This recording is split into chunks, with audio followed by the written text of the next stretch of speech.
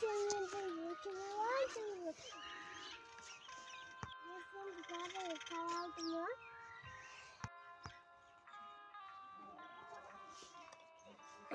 Hazır çıkalım. Kızım var mı? Tamam. Kızım var mı? Hadi.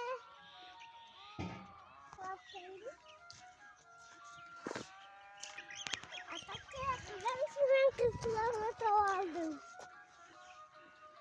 Karan çıkıp kızlarıma. Ana. Ne diyorsun kızım? Vermem için size. Al baktım yıkın. Bu almanı ben apama vereyim. Atatürk ben gelin apama vereyim. Bakın suya bakın.